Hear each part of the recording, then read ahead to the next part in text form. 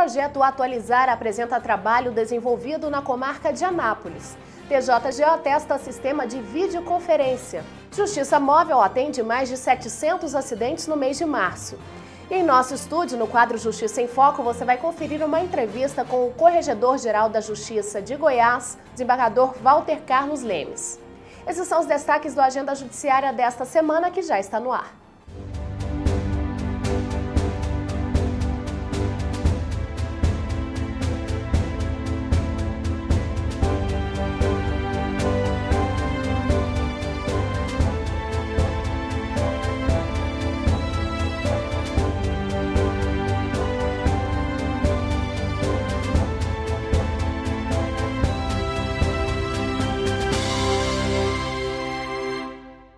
O programa Atualizar foi concluído e apresentou o trabalho desenvolvido na primeira Vara Civil de Anápolis.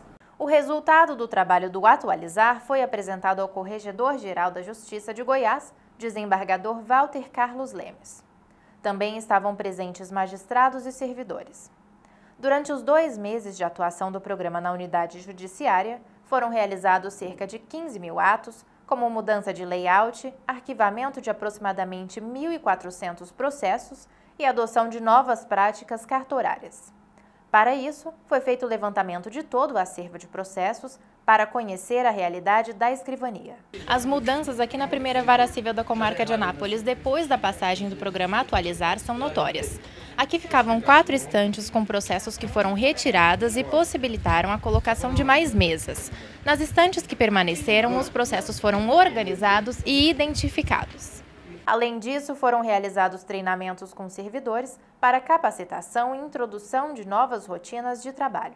A Josilene, que é analista judiciária, recebeu o treinamento e aprovou a iniciativa. Esse treinamento foi bastante explicativo, o pessoal do Grupo Atualizar nos orientou bastante, né? Eu aprendi muito, foi excelente a oportunidade que eu tive, né? Aprendi muito e eu sei que ainda tem muito que aprender. O encarregado pela escrivania acredita que após a passagem do Atualizar, a prestação jurisdicional será feita de maneira mais eficiente. A maior dificuldade era a falta de servidor efetivo e com qualificação necessária e suficiente para fazer a análise dos processos que estavam paralisados e processos que necessitavam de uma análise mais detida, mais aprofundada.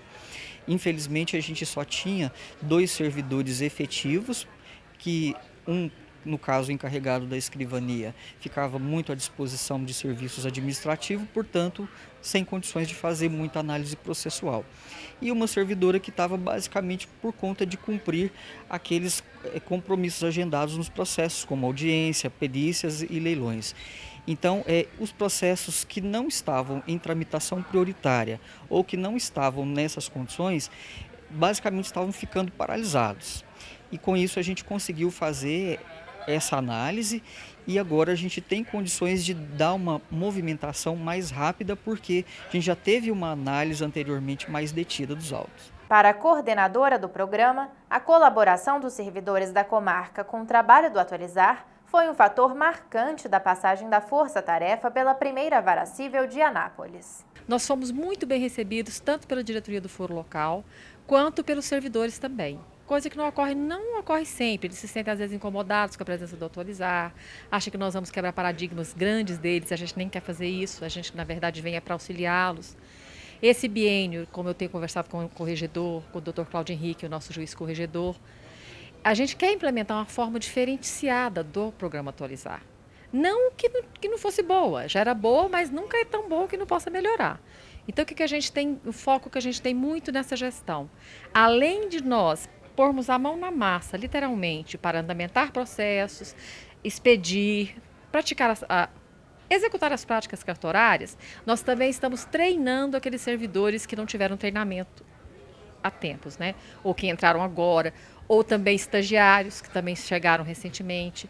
Então nós tentamos fazer esse efeito formiguinha, o servidor nos auxiliando e nós auxiliando os servidores. A comarca foi a primeira a receber a visita do Corregedor-Geral da Justiça do Estado de Goiás, desembargador Walter Carlos Lemes, após o trabalho do Atualizar. Ele se mostrou satisfeito com o trabalho desenvolvido e afirmou que o abandono de velhos hábitos é necessário para que o sucesso seja alcançado em prol do bem comum. acabei de chegar aqui e realmente vi que era muito importante esse trabalho, porque agiliza os processos, organiza e há uma prestação jurisdicional de forma mais eficiente para o jurisdicionado, né? Então, por esse fato que Anápolis vem em primeira mão, até por ser uma sexta-feira, a cidade mais fácil de ser visitada pela proximidade com Goiânia, e nós fizemos isso com muito prazer e esperamos repetir isso mais vezes em outras cidades, né? Parabenizando o pessoal do cartório aqui da primeira vara civil, que fez um trabalho muito bom e que isso seja exemplo para as demais comarcas, né? O programa Justiça Móvel atendeu mais de 700 acidentes de trânsito no mês de março. 90% das ocorrências do mês de março tiveram um acordo positivo. O Justiça Móvel de Trânsito atendeu 728 acidentes de trânsito. A estatística corresponde às comarcas de Goiânia, Anápolis, Itumbiara, Jataí e Goianésia. A equipe busca diminuir o número de demandas cíveis de indenização por danos resultantes de acidentes de trânsito, resolvendo com rapidez e eficiência as questões relativas a acidente de trânsito, além de contribuir para a educação no trânsito e reduzir as reincidências nos acidentes.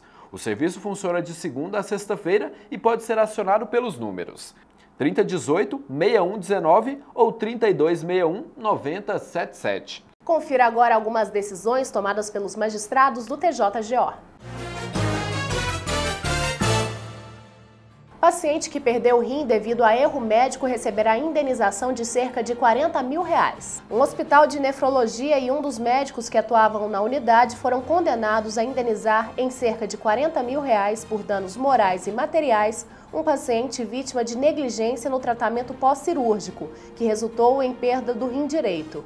A sentença é do juiz da 2ª Vara Civil da comarca de Anápolis, Algomiro Carvalho Neto. Consta dos autos que o autor da ação se submeteu a uma cirurgia para retirada de cálculo no canal de urina. Durante o procedimento, ele alegou que houve perfuração de seu uréter.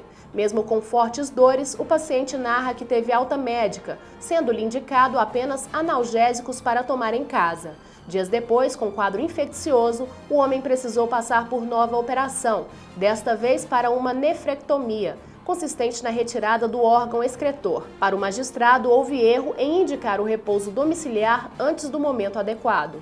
Homem que intimidou o casal é condenado por ameaça e porte ilegal de arma de fogo. O juiz da 10ª Vara Criminal de Goiânia, Adegmar José Ferreira, condenou um policial militar de reserva a 2 anos e 3 meses de reclusão pelos crimes de porte ilegal de arma de fogo e ameaça. Segundo a denúncia, o réu abordou 2 mulheres em uma distribuidora de bebidas na região norte da capital e, após entender que se tratava de um casal lésbico, proferiu xingamentos e apontou um revólver em direção à cabeça de uma das jovens. Por causa da gravidade do ato, que incluiu intimidação com revólver e palavras pejorativas às vítimas, o magistrado não autorizou a substituição da pena privativa de liberdade por restritiva de direito, conforme prevê o Código Penal em seu artigo 44, inciso 1. O hospital terá que indenizar empresário que teve o nome indevidamente inscrito no Serasa. O Hospital do Rim foi condenado a indenizar em R$15 mil um empresário por danos morais em razão de ter registrado indevidamente o nome dele no cadastro de proteção ao crédito do Serasa. A decisão unânime é da 4ª Câmara Civil do TJGO e teve como relator o juiz substituto em 2º grau, Fernando de Castro Mesquita. A ação foi ajuizada pelo próprio empresário que havia entregue um cheque calção ao hospital quando realizou o cadastro para a internação de paciente que acompanhava. Como o enfermo foi transferido prontamente para o Sistema Único de Saúde, o impetrante sustou o cheque sob alegação de desacordo comercial com o hospital, que passou a cobrar débito no valor de R$32 mil por serviços que não chegaram a ser prestados. No voto, o magistrado salientou que a própria exigência de calção como garantia prévia para a prestação de serviços já configura crime na órbita penal. E daqui a pouco, no quadro Justiça em Foco, você vai conferir uma entrevista com o desembargador Walter Carlos Lemes. Ele vai falar sobre as ações da Corregedoria Geral da Justiça de Goiás. É daqui a pouco.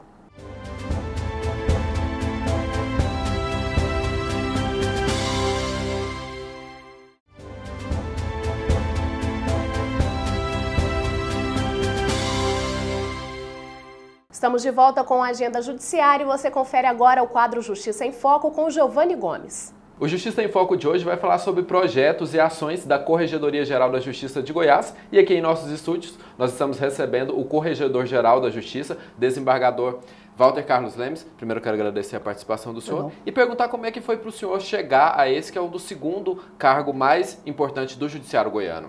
Olha, para mim, como os outros cargos, foi uma grata e grande surpresa, porque não esperava por isso. Eu deixo tudo nas mãos de Deus e Deus me propiciou esse momento, né?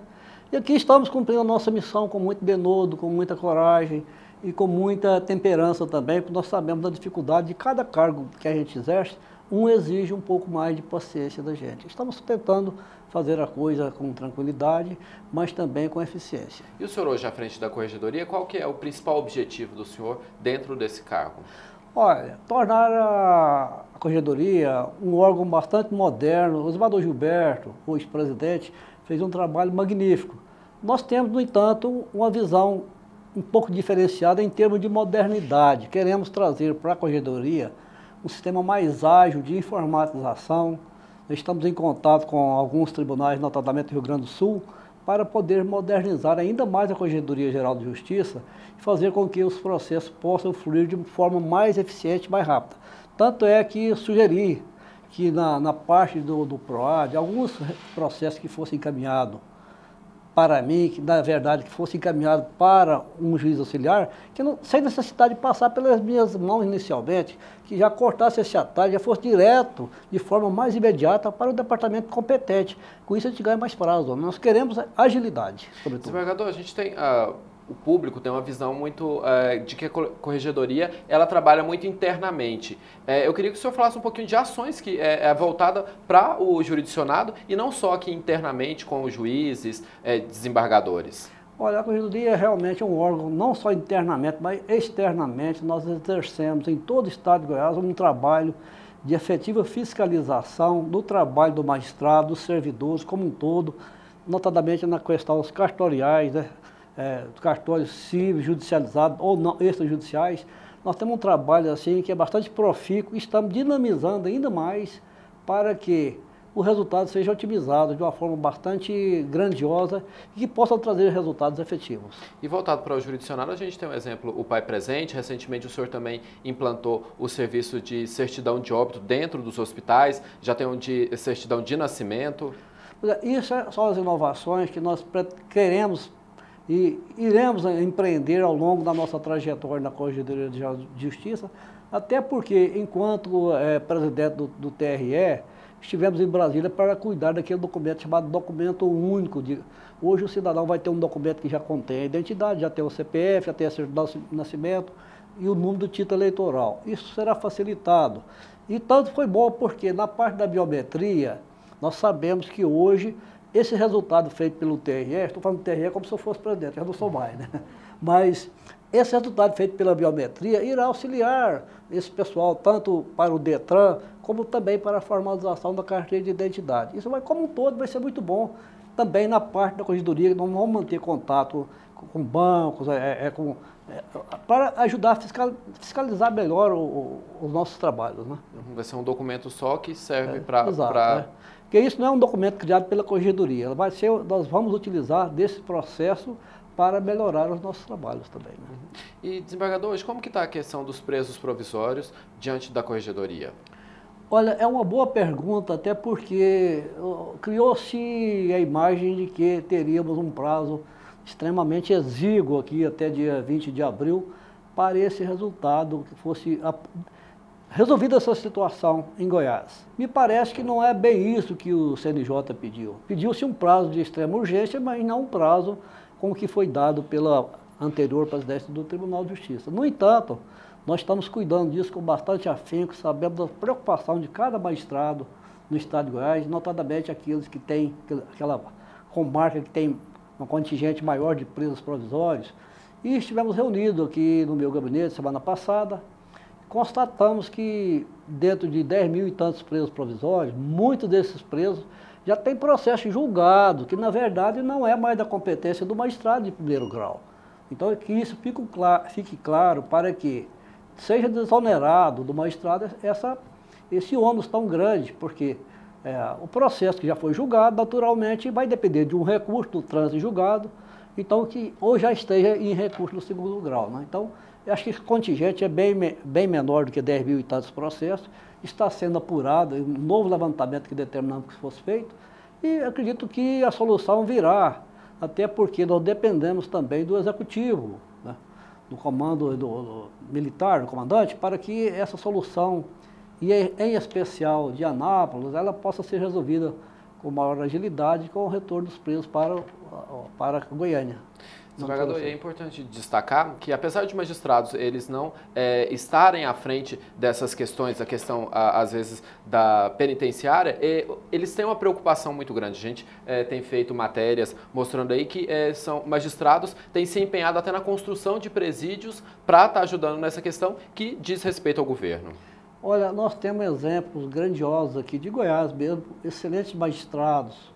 Posso citar, me perdoe os demais, mas posso citar casos especificamente de Quirinópolis, onde o doutor Felipe vem fazendo um trabalho magnífico, Vianópolis, Orizona, onde os juízes, com auxílio do povo, da população da cidade, construíram presídios. Quirinópolis, o juiz lá, esses presos em liberdade condicional, o que ele está fazendo? Ele conseguiu uniforme com o povo de Quirinópolis, deu uniforme para esses presos, eles estão trabalhando na própria cadeia, construindo presídios, limpando as ruas da cidade, lotes baldios, e com isso estão havendo a remissão da pena. E o que é melhor é uma ressocialização do preso. Ele tem uma dignidade de saber que está trabalhando para reparar o próprio erro que ele cometeu, reduzindo a sua pena e também vendo seus familiares mais de próximo. Isso é que deve ser feito. O magistrado deve agir com esse intento, sempre que possível, procurar essas saídas emergenciais, que nem sempre eu acho que nós devemos ficar apenas aguardando uma solução que venha do Estado. Esse caso emergencial de Goiânia mesmo, eu falei, poderia ser feito assim, de uma forma mais emergencial, se se interessasse fazer tipo mutirão, com doações aí de material de construção, por essas grandes empresas aqui de Goiânia, de Aparecida, para a construção de muros, eu tenho certeza que esses presos de liberdade condicional, eles iriam participar da construção desse muro divisório, sem licitação naturalmente, não haveria despesa por Estado, não haveria licitação. Esse muro seria construído rápido, e eles ganhariam a remissão da pena pelos dias trabalhados. Uma solução que se apresenta que me parece bastante louvável. Desembargador, o senhor falando dessa questão de, até chegou a citar alguns magistrados, o senhor que já tem uma carreira aí longa dentro do judiciário, eu queria que o senhor falasse um pouquinho como que o senhor tem visto a chegada desses novos magistrados, uma nova visão, o que o senhor tem percebido que tem mudado ao longo dos anos, desde que o senhor entrou no judiciário até os dias atuais, o senhor agora à frente da Corregedoria? Olha, eu me sinto bastante gratificado, porque a gente tem recebido aqui juízes de diversas partes do Brasil. São pessoas realmente bastante inteligentes, é uma nova visão do judiciário brasileiro sendo trazida para Goiás, trazendo novidade, boa vontade de trabalhar, sempre implementando novas ideias. E o judiciário precisa disso. O direito é dinâmico, ele evolui dia a dia, então nós precisamos que tragam novas ideias, novas soluções, para que nós tenhamos uma melhor qualificação do próprio judiciário em favor do nosso jurisdicionado. E agora eu queria que o senhor encerrasse falando da expectativa aí para... tem pouco mais de 1 ano e meio para o senhor completar essa gestão à frente da Corregedoria. Eu só peço desculpa porque ainda estou conhecendo a Corregedoria Geral de Justiça, eu nem conheço todos os servidores, mas tenho dialogado e o que eu tenho feito de reuniões diárias para conhecer melhor a todos e pedir urgência naquilo que eu gosto de fazer, porque eu gosto de fazer tudo com muita urgência, eu não gosto de ver processo em cima da mesa, eu tenho que trabalhar com muita eficácia. Às vezes pode até ser que erramos em alguma coisa, mas não me será cobrado, eu espero, demora pelo aquilo que eu estou deixando de fazer. Tá certo, obrigado pela participação do senhor. Essa foi mais uma edição do Justiça em Foco, que hoje recebeu o desembargador Walter Carlos Lemes, Corregedor-Geral da Justiça de Goiás. Até a próxima. O Agenda Judiciária faz mais um intervalo. Não saia daí, voltamos já.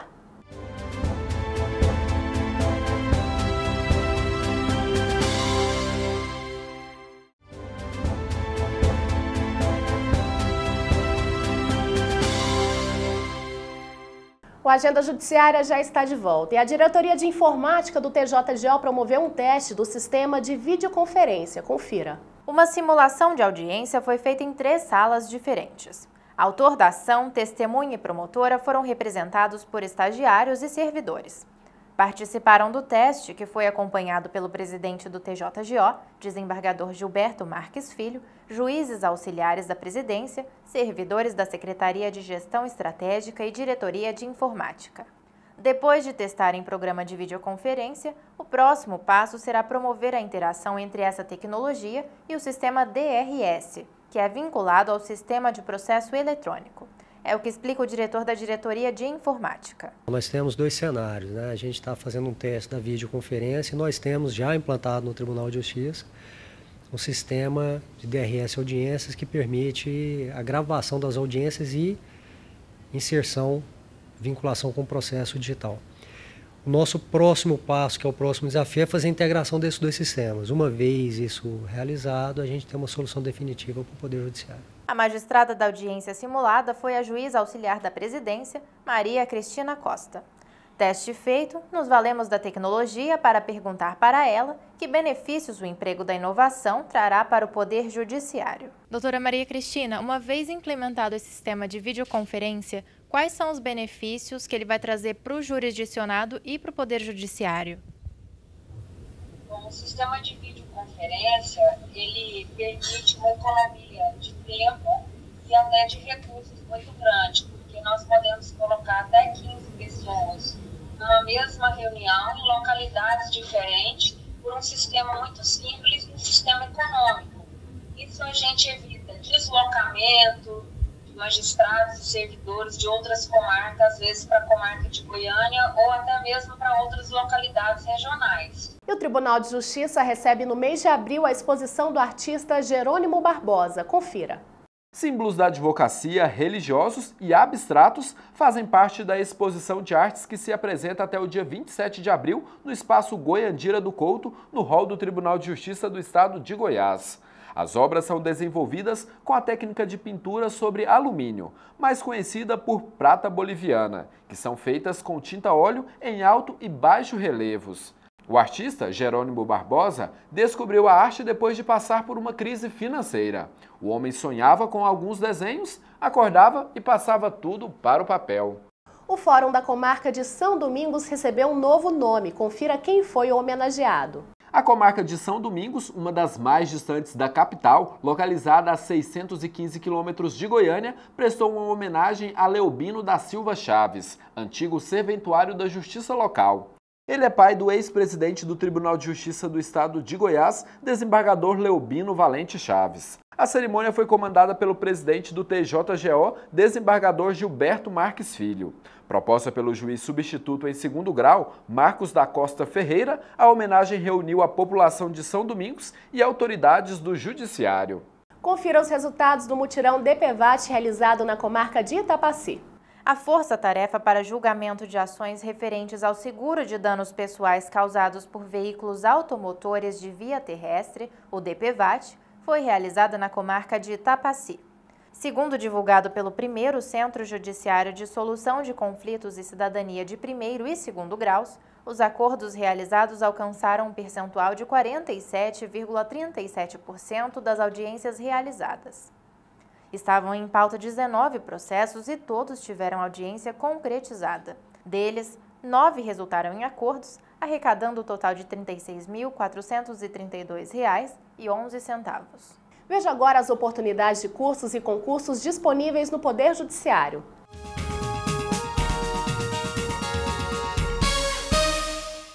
Estão abertas as inscrições para o concurso do Ministério Público do Estado do Paraná, destinado a preencher 12 vagas na função de promotor substituto, com reserva de um posto a negros e outro a pessoas com deficiência. As inscrições vão até o dia 25 de abril e devem ser feitas no site do órgão. A Prefeitura Municipal de Porto Ferreira, no interior de São Paulo, tem disponíveis 4 vagas no total para os cargos de assessor e procurador jurídico. As inscrições vão até o dia 12 de abril e podem ser feitas no site da Fundação VUNESP.